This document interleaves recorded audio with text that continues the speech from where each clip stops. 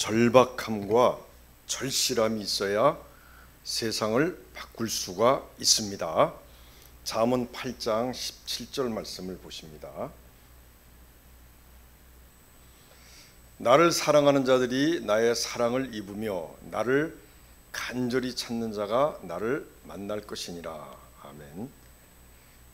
역사가 토인비는 이렇게 얘기했죠. 문명은 도전에 대한 응전의 산물이다. 우리가 이렇게 살아가면서 발전되어 온 이러한 문명은 우리가 살면서 부딪히는 여러 가지 필요한 또는 여러 가지 또한 곤란함, 여러 가지 상황 속에서 우리가 절실함과 절박함을 가지고 극복하며 만들어낸 하나의 결과물이다. 문명은 그렇게 얘기를 하고 있습니다. 우리가 살면서 똑같은 어떤 상황을 만날지라도 어떤 사람은 그것에 대해서 절박감이나 어떤 절실함을 간절하게 느끼는 사람이 있는가 반면에 또 느끼지 않는 사람도 있습니다. 그래서 이 절실함이라는 것은 사전을 찾아보니까 이 절실함이라는 것은 내가 좋아해서 꼭 해야 할 일, 내가 좋아해서 꼭 하고 싶은 일, 이루어야 될 일, 뭐 취업이나 자격증 합격, 뭐 여러 가지 아이를 꼭 낳고 싶다, 여러 가지 또 뭐 그런 것들, 그러한 소원들이 있겠죠. 그거를 이제 절실함이라 그러고, 그 다음에 이 절박함은 무엇이냐? 내가 좋아하지 않는 일일지라도 하지 않으면 안 되는 그렇지만 꼭 해야 될 일. 여러 가지 뭐 지금 물질이 필요한 경우가 있고, 사업에서 내가 이걸 성공을 시켜야 되고, 또한 자녀에 대해서 잘 길러야 되겠고, 또한 가족의 질병에서 이것을 해방시켜야 되고, 또 부부관계를 잘 해결해야 되는 이러한 원치 않는 상황에 대해서 빨리 절박한 마음으로 이걸 해결했으면 하는 그러한 그래서 반드시 꼭 해야 된다고 생각하는 그러한 마음이 절박한 것이죠.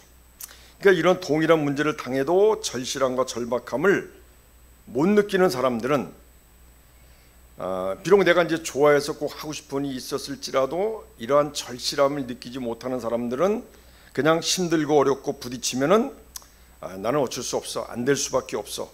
또 그러다 보니까 도전 자체를 안 하게 되고, 또 목표의식이 없고 도전의식이 없어지겠죠. 그런 사람들은 절실함을 느끼지 않겠죠.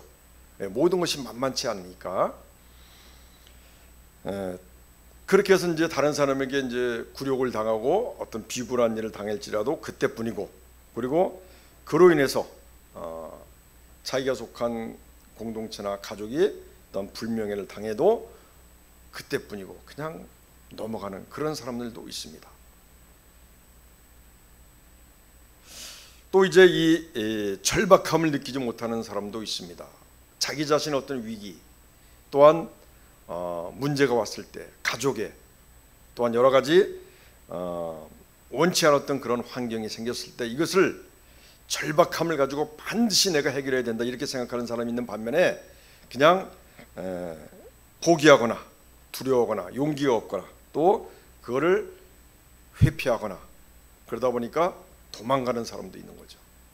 이게 두 부류로 나눠지게 됩니다. 반드시 극복하려는 의지가 없고 감당할 자신이 없다고 생각하면 이제 방관하고 회피하고 또는 남에게 전가시키거나 또 그것도 안 되면 도망가게 되는 거죠. 그래서 물론 이제 자연인을 이제 가끔 보게 되면 뭐 다 그런 분들은 아니지만 가끔에 보면 그런 경우가 있습니다. 어떤 그 위기가 왔을 때 사업에 실패하거나 사람한테 상처를 당해서 어려움이 있을 때 그것을 가장으로서 극복하고 이기기가 너무나 힘들고 자신이 없으니까 그냥 도망가 버리고 산으로 들어오는 경우, 산으로 들어왔다 그렇게 고백을 하는 경우를 간혹 봤습니다. 물론 이제 당연히 힘들고 어려웠겠지만 그러고 나니까 이제 나머지 그 집에 있는 그 아내가 자녀들을 키우고 일해서 키우고 그리고 대학까지 보내고 나중에 가서 또 이제 그 아버지를 찾아오고 이제 이런 경우도 있는 걸 봤습니다.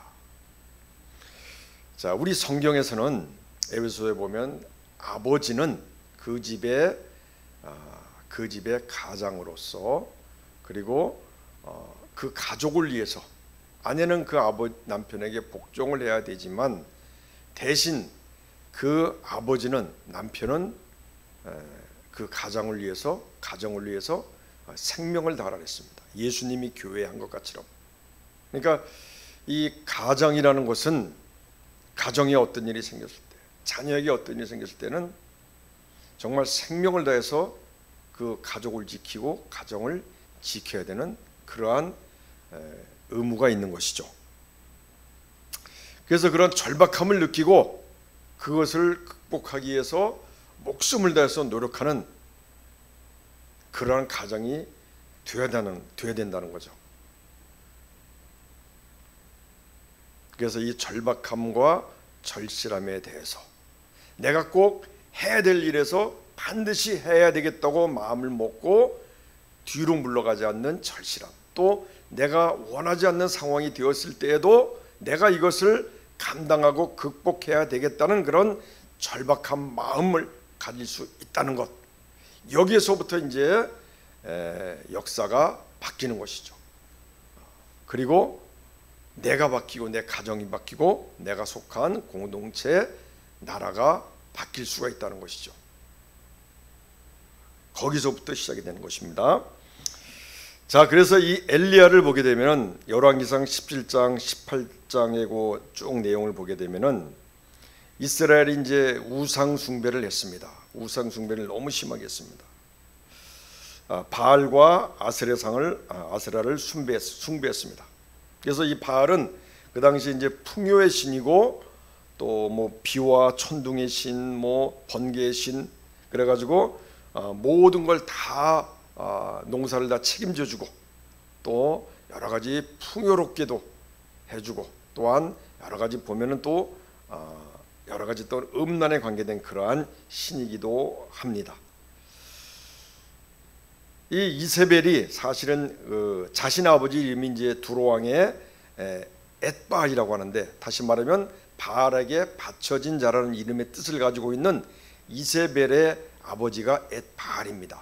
거기에서부터 그가 이 이스라엘 땅에 와가지고 아합과 결혼하면서 결국 이스라엘을 그 아합을 자꾸 유혹해서 결국 바알을 섬기는 그러한 나라로 만들어 본 것입니다. 그러니까 종교적인 목적으로 결혼을 했다고 봐도 과언이 아니죠. 다시 말하면 그 나라의 바알 종교의 선교사 역할을 했다.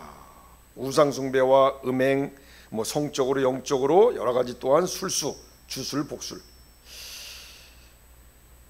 이런 식으로 해서 이스라엘을 타락시켜서 결국 멸망으로 이끌고 간 아주 성경에서 가장 그러한 악한 여인으로 불려지는 것이 바로 이세벨이다.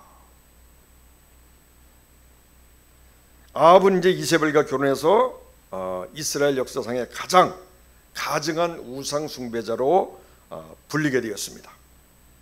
그리고 아세라상은 어떻게 보면 이제 가나안에 입성하기 전에 가나안 사람들이 숭배하던 그러한 여신이었죠. 그러니까 여러 가지 70여 신 중에서도 가장 어머니가 된다 할 정도로 그러한 또 아세라상을 만들어 가지고 또 그들이 섬겼습니다.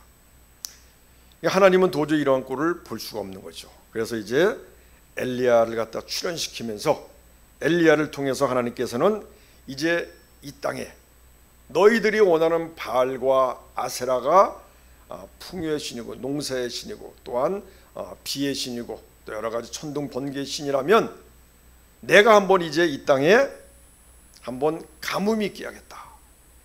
비가 내리지 않겠다. 수년 동안 이슬도 비도 내리지 않게 하겠다.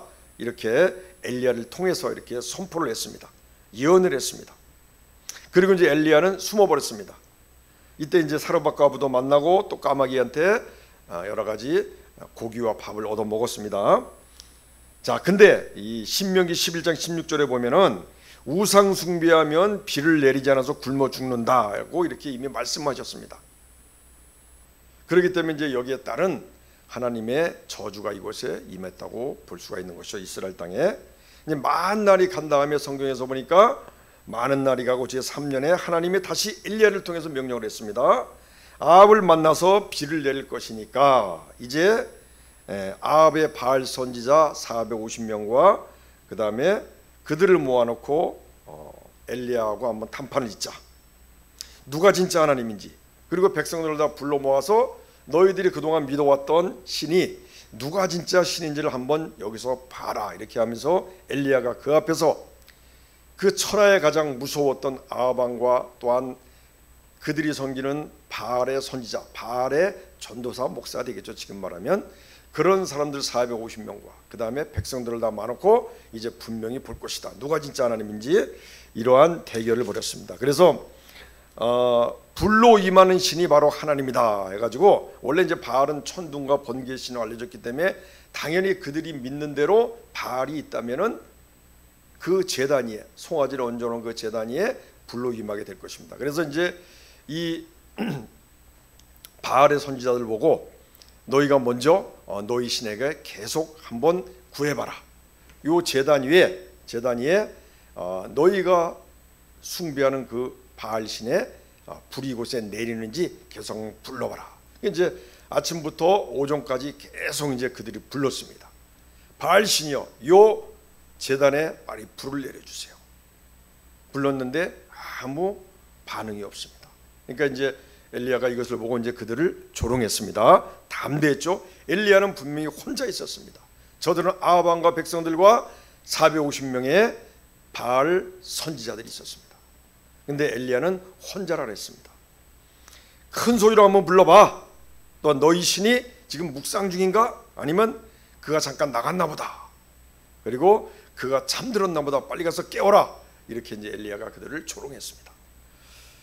이제 바알 선지자들은 어떻게 합니까? 급박하니까, 다급하니까 어떻게 합니까? 자기 몸을 갖다 칼로 베고 찌르고 자해하면서 자기들이 믿는 그 신의 마음을 감동시키기 위해서 막 여러 가지 소위 말해서 오두방정을 했습니다. 그러나 저녁에 소제를 드릴 때까지도 아무 반응이 없었습니다. 이때 엘리야는 그 백성들을 모두 모아놓고 이제 저녁에 소제를 드리면서, 이 소제라는 것은 이제 피제사가 아니고 곡식이나 기름으로 이제 드리는 제사죠. 이제 기도를 합니다. 자, 엘리야가 이제 기도를 합니다. 첫 번째, 여호와께서 이스라엘 중에서 하나님이신 것과, 여호와께서 이 이스라엘의 하나님이신 것과, 그 다음에 나는 엘리야가 주의 종인 것과. 쉽게 얘기하면 이제 이스라엘의 주인은 하나님이고 나는 그 하나님의 종이다. 하나님이 다스리는 나라 이스라엘, 또한 거기에 속한 종으로서 엘리야의 그러한 자존감, 그를 갖다가 기도했습니다. 그 다음에 내가 주의 말씀대로 이 모든 일을 행하는 것을 오늘 알게 하옵소서. 엘리야가 저 많은 사람들이 있는 가운데 나 혼자 지금 이제 일을 행하고 있습니다. 그러니까 엘리야로서는 책임감이 있는 거죠. 책임. 만약에 거기서 바알의, 저들이 부르짖는 바알의 신대로 많은 백성들 앞에서 불이 내렸다면은 엘리야는 어떻게 됐습니까? 죽겠죠.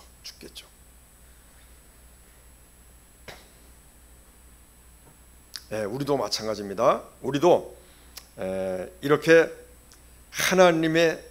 하나님께서 이 세상을 만드시고 하나님께서 나를 만드셨다는, 나는 하나님의 자녀라는 그러한 자존감이 우리에게 항상 있어야 되는 것입니다. 우리가 이 세상 살아갈 때, 우리가 신앙생활을 한다면은 비록 이 세상에 있지만은 여러 가지 많은 일들, 또한 사람과 접할 때, 많은 일을 할 때 우리가 가장 중요한 것은 이 세상의 그 어떤 권세와 돈 많은 부자보다도, 명예 있는 자들보다도 가장 중요하고 가장 위대한 자존감, 그게 뭐냐? 하나님의 자녀라는 사실입니다.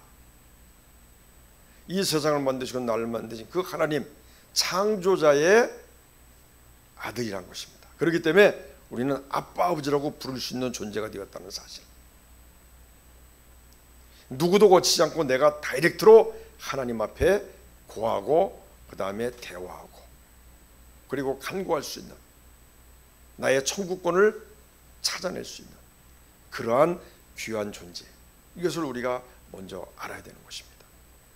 이러한 자존감이 우리 항상 있어야 되는 것입니다. 그러니까 어떤 상황이 있어도 우리는 전혀 누구한테 비굴하거나 쓸데없이 아부하거나 굴복할 이유가 없어요. 당당하게 하나님의 자녀라는 자존감으로 우리는 나가야 되는 것이죠. 그 다음에 지금 나에게 어떤 상황이 있으면 빨리 인식해야 될 것은, 이것은 내가 이제 내가 나로서 나만이 현재 입장에서 해결해야 될 문제인 것이 아닌가 빨리 판단해야 되는 것이죠. 그래서 그러한 책임감을 내가 빨리 인식하고 내가 이제는 그 문제에 대해서, 그 환경에 대해서 어떻게 됩니까? 절실함을 가지고, 또 때로는 절박감을 가지고 내가 하나님 앞에 임해야 된다는 것이죠. 엘리야는 분명히 여기서 말씀하기를 저들은 450명이지만 나는 나 홀로 남았다. 그러니까 이 엘리야라는 사람은 여기서 하나님의 쓰임받는 종이고, 그 다음에 자기 혼자 지금 이 상황을 감당하고 있다는 사실을, 그러한 자존감과 책임감을 분명히 하나님 앞에 고지하며 기도하고 있습니다. 엘리야가 이 자기가 처한 환경에 대해서 절실하고 이런 절박한 마음을 갖게 되고 하나님 앞에 간절한 기도를 드리게 된 것입니다. 엘리야도 사람입니다. 사람이기 때문에 어떤 일어나지 말아야 될 그러한 일에 대한 절박한 현실, 다시 말하면 이스라엘 최고의 악한 왕 아합과 그가 섬기는 바알의 전도자들, 선지자들, 그리고 백성들 앞에서 만약에 제단에 불이 내리지 않는다면, 또 비가 내리지 않는다면 많은 사람들 앞에서 비참히 죽을 수도 있는 그러한 현실에서 절박함이 있겠죠. 절박함. 그런 상황에서 자기가 분명히 이것을 해내지 못하면 안 된다는 절박감, 피하지도 않고 전가시키지 않고 도망가지 않고 절박함으로 하나님 앞에 직접 나간 것이죠. 또 이제 백성들을 잘못된 그런 우상 숭배에서 올바른 하나님을 믿게 하기 위한 그러한 절실함, 꼭 이루어야 할 일, 이러한 엘리야의 절실함이 여기에 있었습니다. 자, 이런 것을 통해서 이제 하나님께서는 바로 불을 내려서 그 제단을 태워버렸죠. 그 다음에 이제 그 다음으로 이제 엘리야가 한 일은 또 두 무릎 사이에 자기 머리를 숙이고 하나님 앞에 또 간절히 기도했습니다. 엘리야도 사람입니다. 연약한 존재입니다. 그렇지만 그는 자기가 하나님의 종이라는 자존감과 또한 자기가 이것을 지금 감당해야 될 책임이 있다는 책임감을 가지고 하나님 앞에 간절히 기도했습니다. 비를 내려달라고. 그래서 비도 내렸습니다. 그리고 거기서 끝난 것이 아니라 거기 같이 있었던 그런 바알 선지자들을 다 죽였습니다. 우상 숭배했던 그러한 앞잡이들을 다 거기서 멸한 것이죠. 자, 여기까지 이제 일을 잘 감당했습니다. 자, 우리가 하나 이제 제 얘기를 이제 조금 드리면은 한 50살까지는 하나님의 뜻대로 안 살고 예수를 오래 거의 어렸을 때부터 믿었지만은 교회도 열심히 다녔지만 하나님의 뜻대로 안 살고 나의 욕심대로 세상에 여러 가지 욕심을 위해서 살았습니다. 남들이 사는 것처럼. 그 다음에 이제 늦둥이를 이제 41살에 낳았죠. 아들을 낳았습니다. 얼마나 귀한 아들이겠습니까? 근데 그 아들이 갑자기 한 9살쯤 돼서 틱 증세가 나타났어요. 틱 증세. 근데 이제 저도 좀 틱 증세가 조금 있었는데, 그래서 틱 증세가 어떻다는 것을 제가 또 압니다. 또 내 주변에도 그런 사람들이 있습니다. 다 멀쩡한데 이상하게 행동을 하고 이상한 소리와 증세, 그러한 버릇을 나타내죠. 얼마나 참 참담합니까? 그 부모 생각할 때. 왜냐하면 취직을 못합니다. 취직을 못하고 취직했더라도 또 금방 쫓겨나죠. 왜? 옆에 사람이 불편하잖아요. 또 일을 제대로 감당 못하더라고요. 이게 본인도 힘들어요. 근데 그런 것들이 어렸을 때 그것이 수정이 안 되면, 고치지 않으면 그것이 오래 가면은 그것이 더 힘들더라고. 안 되더라고요. 보니까 주변의 사람들 보니까. 근데 우리 애가 9살에 그런 것이 있었습니다. 그래서 제일 마음이 아팠던 것은 엄청 심했죠. 엄청 심했죠. 점점 심해졌죠. 그러니까 하늘이 무너지는 것 같았죠. 더 이상 희망이 없었죠. 그리고 모든 것이 다 멈췄죠.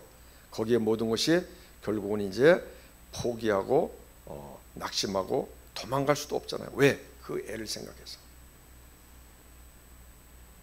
그래서 이제 여러 가지 이제 병원에 가서 약도 먹이고 한약도 먹이고 했지만 효과가 없었습니다. 마지막에 남은 한약을 갖다가 버리고 하나님 앞에 기도하기 시작했습니다.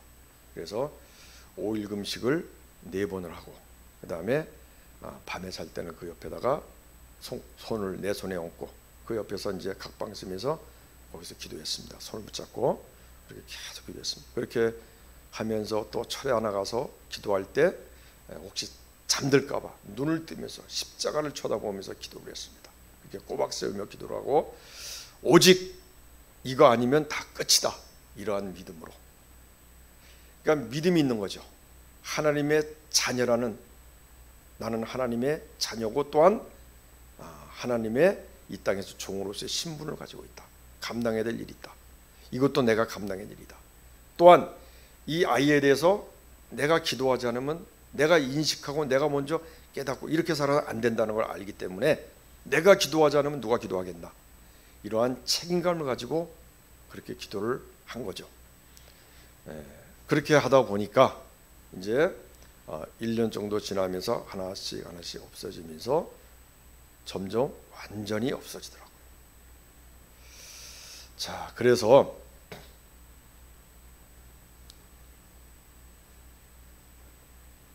하여튼 그렇게 해서 회복이 되었는데, 그래도 저는 또 이제 저의 어떤 이 세상에서의 욕심과 계획을 위해서 열심히 달려. 그동안 뭐 아무리 계획을 하고 죽으라고 노력해도 꼭 막히더라고요.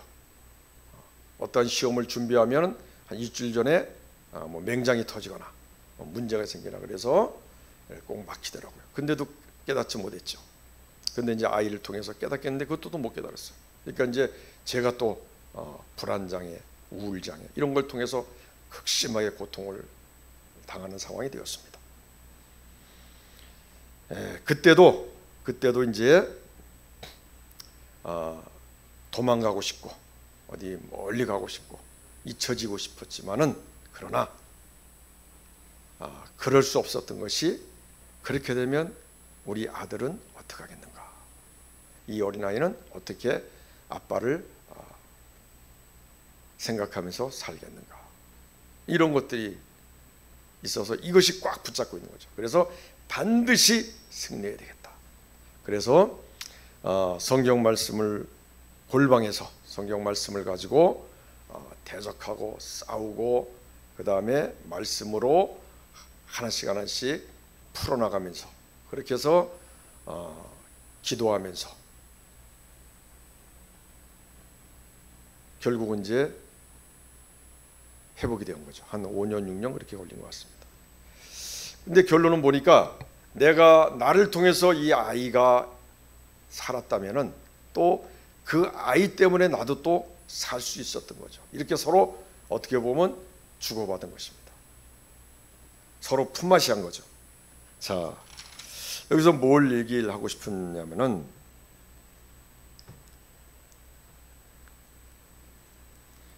우리가 이렇게 창조자 나의 하나님과 나는 그의 아들이고 그 하나님의 종이라는 사실, 하나님은 전지전능하시다, 완전하신 분이시다, 그러한 하나님을 내가 믿는데, 그 아들인데, 그러한 자존감, 내가 왜, 우리 아들이 왜 이런 어려움을 당하고 내가 왜 이런 어려움을 당하는가, 이러한 자존감, 그게 있었죠. 그 다음에 책임감이 있었던 거죠. 책임감. 이 아들은 내가 지금 인식했기 때문에 반드시 이거는 안 되는 상황이기 때문에 방치할 수 없는 상황이기 때문에 반드시 회복시켜야 된다는 책임감, 내가 알았기 때문에 먼저, 또 나의 문제도 이 아들을 봐서라도 난 반드시 내가 건강하게 올바로 회복되어서 이 아들 앞에서 훌륭한 아빠로서 내가 계속 옆에 있어줘야 된다. 이러한 책임감, 이런 것이 결국은 절박함과 절실함을 만들었고, 그러한 마음을 가지고 하나님 앞에 나갔을 때 하나님을 만날 수 있었던 것입니다. 자, 그래서 우리가 어떠한 상황이 닥쳤을 때, 어떠한 문제가 있었을 때도 마찬가지입니다. 우리가 그러한 문제에 대해서 우리가 무의미하게 생각하거나 그냥 도외시하거나 피하거나 하면은 아무 일도 없고 그냥 그 이상 발전이 없습니다.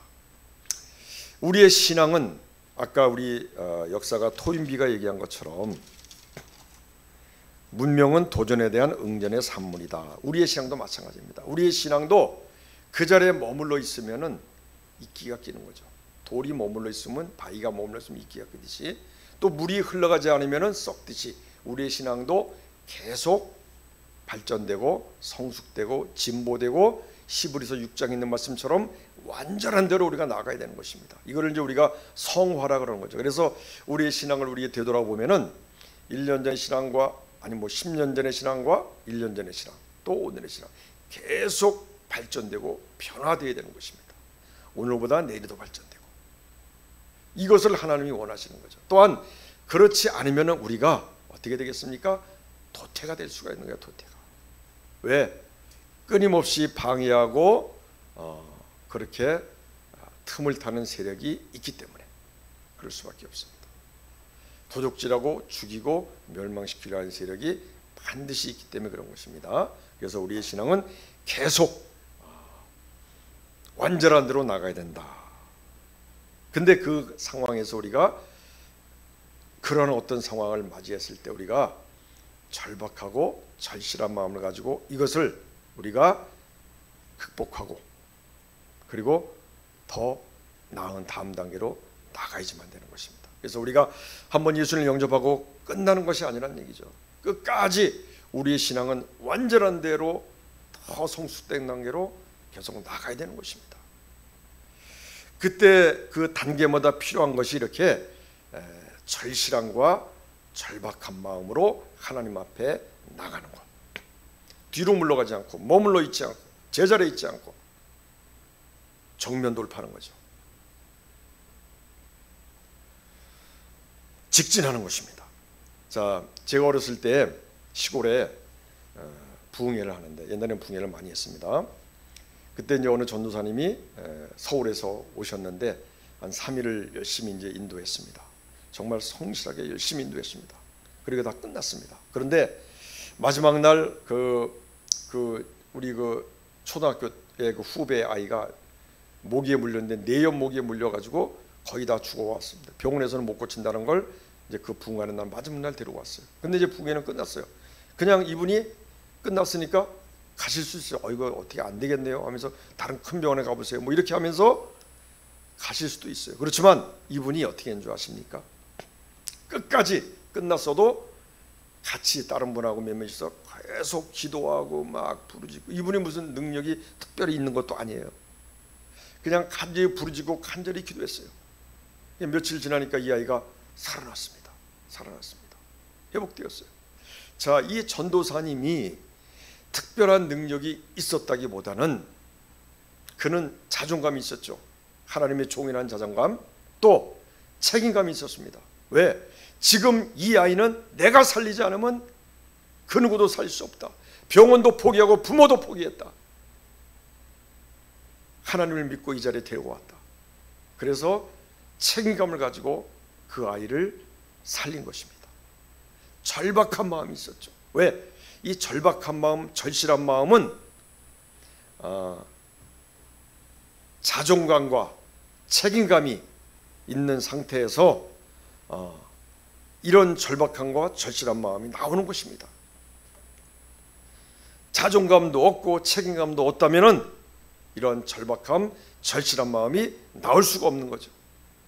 그래서 결코 그는 그러한 마음을 가지고 하나님 앞에 나갔을 때 그는 승리했던 것입니다.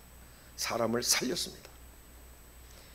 자, 우리가 이순신 장군을 보겠습니다. 이순신 장군,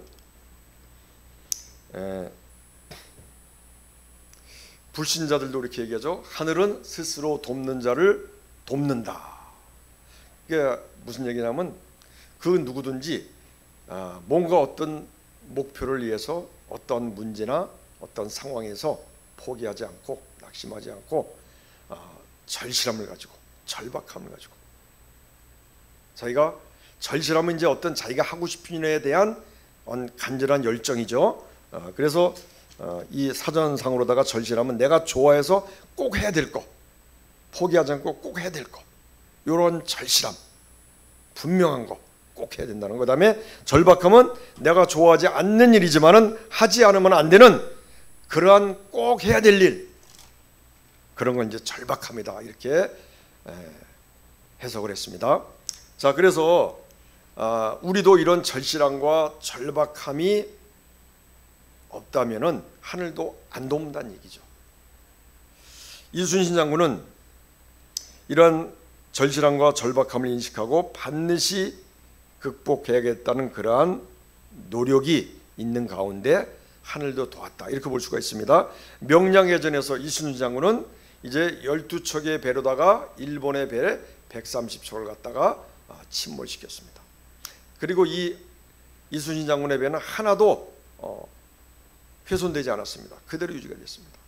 이 당시에 이제 일본이 쳐들어온다니까 사람들이 전부 왕도 그렇고 관리들도 그렇고 전부 명나라로다가 이제 피신하는 상황이었어요. 그쪽으로 나가는 상황이었어요. 그리고 관리들도 살기 위해서 명나라에 아부하는 이제 그런 상황이었어요. 그러니 이제 백성들은 뭐 왕도 도망가고 관리들도 다 그런 상황이 되었으니까 누가 책임을 져주겠습니까? 그냥 일본 왜군이 들어오면 그냥 거기에 붙잡혀서 노예가 되는 거죠. 노예라는 것은 자유가 없는 거예요. 그들은 마음대로 파리 목숨보다도 못하게 그들이 다룰 수 있다는 겁니다. 그래서 옛날에 여인들이 그러한 수모를 당하면 자기의 가슴을 칼로 자르고 막 이런 일도 있었다고 그러잖아요. 그러한 상황들이 벌어질 것이 뻔한 그러한 처지에 있었습니다. 이때 이순신 장군이 이것을 간파하고 나는 도망갈 수 없다. 조선의 장군이고, 이러한 자존감이 있었죠. 조선의 장군이고, 그 다음에 책임감이 있었습니다. 내가 도망가면 이 백성들은 다 외적의 노예가 될 것이다.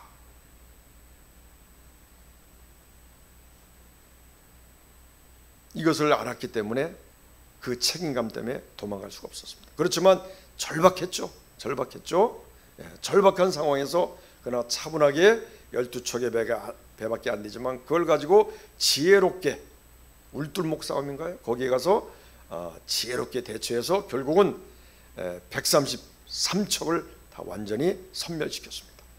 기적이 났죠. 이것은 세계 해전사에 아주 기록되어 있는 아주 대단한 그러한 해전이라고 합니다. 이런 기적이 일어난 것이죠. 우리의 이 현실도 이러한 절실함과 절박함의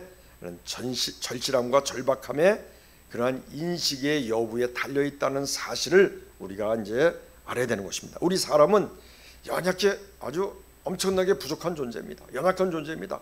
엘리야가 우리보다 특별히 잘나고 용감하고 대단한 사람이 아니었습니다. 이순신 장군도 똑같은 사람이었습니다. 아까 제가 말씀드린 그 시골의 전도사님도 똑같은 분이었습니다. 다르다면은 그분들이 어떤 상황에 처해서 절박함과 절실함을 가지고 그 다음에 임했다는 것이죠. 타협하지 않고 정면 돌파했다는 것이죠. 우리가 보면 사람이 연약하다는 걸 알 수가 있는데, 우리 이라크의 후세인 보면 아시죠?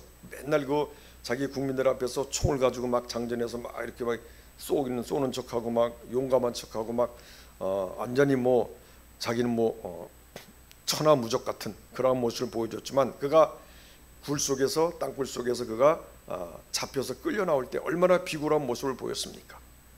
그게 사람인 것입니다. 아마 김정은도 아마 어떤 상황에 처하면 그렇게 비굴한 모습을 보일지도 모를 것입니다. 우리가 보통 일반인도 마찬가지입니다. 그래서 우리가 평소에 우리가 자신만만했던 사람들, 큰소리 쳤던 사람도 자기 앞에 죽음이 오고 죽음이 임박하고 질병이 닥쳐보세요. 그러면은 다 두려워하고 마음이 약해지고 떨리는 것입니다. 엘리야도 마찬가지입니다. 그렇게 우리가 담대하게 보였던 엘리야, 450명의 바알 선지자들 앞에서, 또 무시무시한 아방의 앞에서, 많은 백성들이 보는 앞에서 그는 하나님 앞에 선자는 단지 오직 엘리야 한 사람뿐이었습니다. 그렇지만 담대하게 그들을 조롱할 수 있었고 결국 이기고 그들을 다 죽일 수 있었던 것, 어떻게 보면 대단한 것 같지만 그러나 엘리야도 똑같은 우리와 같은 사람에 불과한 것입니다.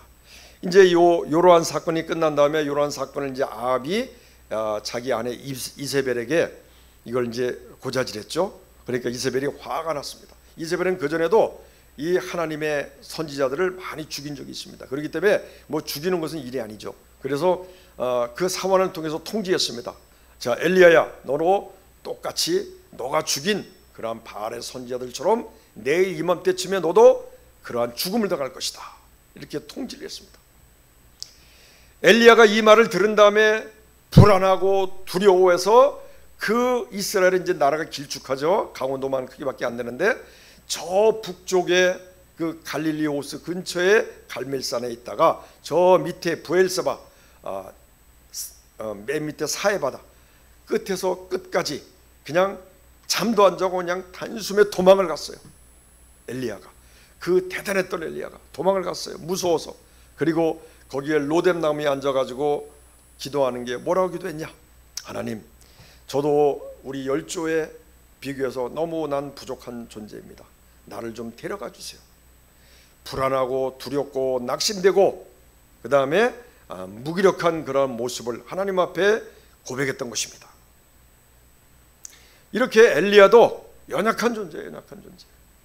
근데 그가 이렇게 연약한 존재인데 자기를 죽여달라고 할 정도로 이세벨이 그냥 너를 죽이겠다고 통지 한마디 한 걸 가지고 두렵고 무서워서 무기력해져서 자기를 데려가 달라고 혼비백산해서 저 위에서 맨 밑에까지 도망오고 그렇게 기도했던 모습, 고백했던 모습을 보았을 때 그가 그 아방 앞에서 우상 숭배의 악왕 그 아방 앞에서, 그리고 그 바알의 그 선지자들 앞에서, 바알의 목사 전사들 앞에서 당당하게 했던 그런 모습은 어디 가고 왜 그렇게 비굴하고 무기력하게 낙심하는 그런 상황이 되었을까요? 그것은 바로 그 당시에는 그에게 절실함이 있고 절박함이 있었습니다. 다시 말하면 이 백성들을 반드시 우상 숭배에서 벗어나서 이 이스라엘의 주인이 하나님이라는 것을 분명히 알게 해야 되겠다는 그러한 절실함, 또 자기가 여기서 이제는 혼자 나섰기 때문에 그 많은 사람들 앞에서 불을 내리고 가뭄을 해서 시키고 비를 내리지 못하면 자기는 죽을 수밖에 없다는 그러한 절박함이 있었습니다. 그래서 어떻게 했습니까? 그는 그러한 상황에서 그러한 또 절실함과 절박함을 가지고 하나님 앞에 간절히 기도했죠. 그러나 그 절박함과 절실함을 가지고 하나님 앞에 나서기까지는 그는 하나님의 종이라는 그러한 자존감을 가지고 또한 이 백성들을 하나님 앞으로 올바로 인도해야 되겠다는 책임감, 그런 것이 있었기 때문에 그래도 절실함과 절박함을 가지고 하나님 앞에 기도했던 것입니다. 다른 건 돌아보지 않은 거죠. 오직 이제는 뭐 다른 방법이 없습니다. 오직 하나님 앞에 이 한 가지 방법밖에 없는 것입니다. 하나님은 어떻게 했습니까? 응답하셨습니다.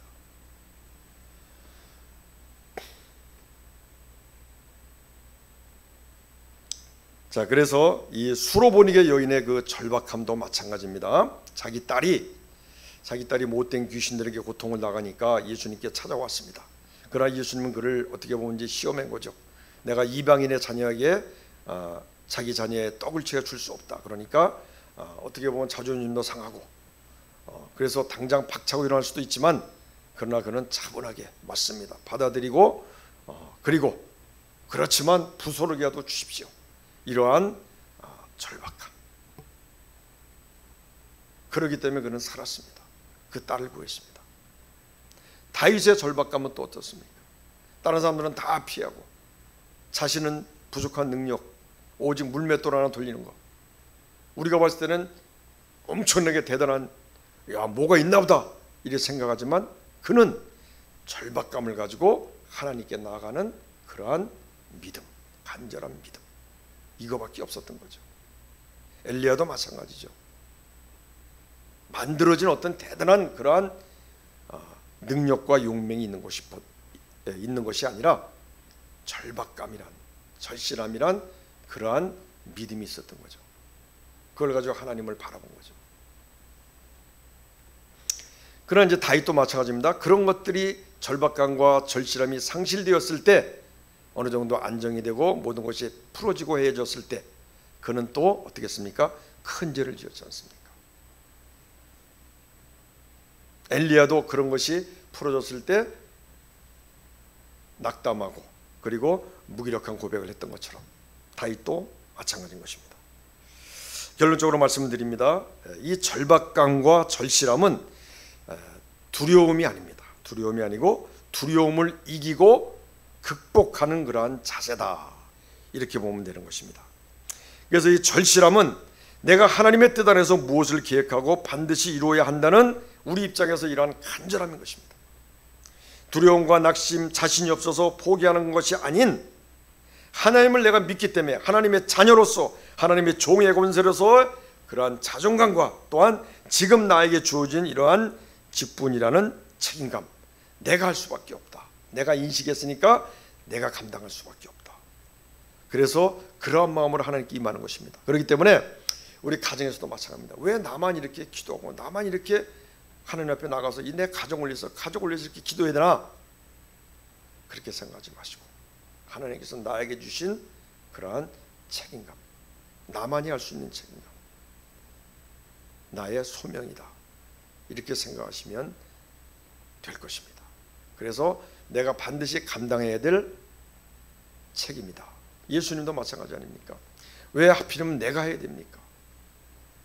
대수점의 이 잔을 피해 주십시오. 이렇게 할 수도 있지만 난 못하겠습니다 할 수도 있지만 그러나 이것은 나의 책임이다. 그러한 또한 하나님께서 주신 뜻이고 나밖에 할 수 없는 그러한 책임이다. 이러한 절박감, 절실함을 가지고 오직 직진하고 그곳에 그 일을 감당했던 것입니다. 또 이제 이 절박함은 우리가 원치 않는 일, 여러 가지 가정의 환경,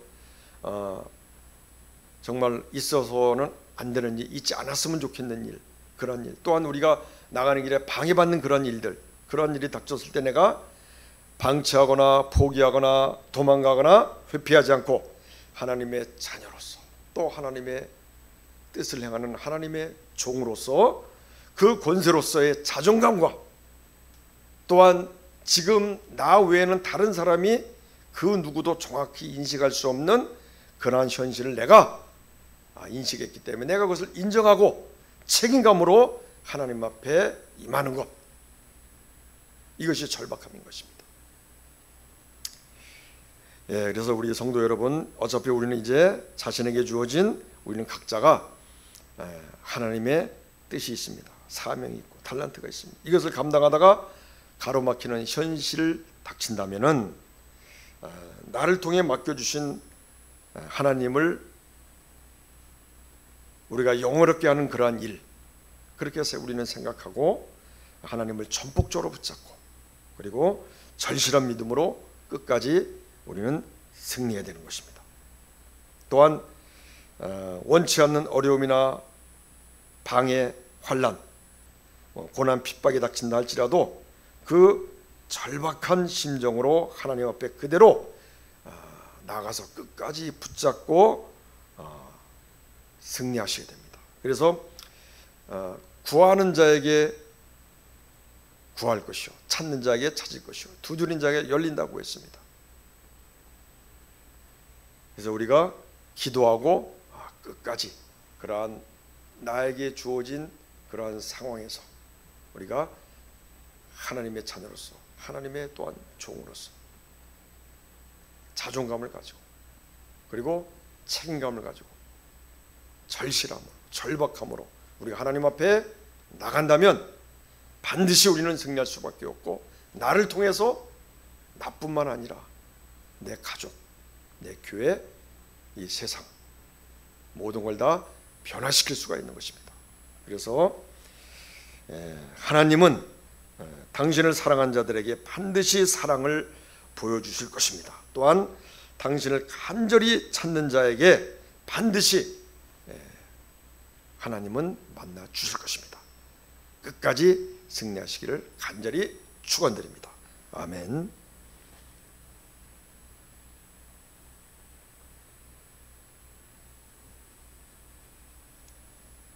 찬양 드리겠습니다. 390장입니다.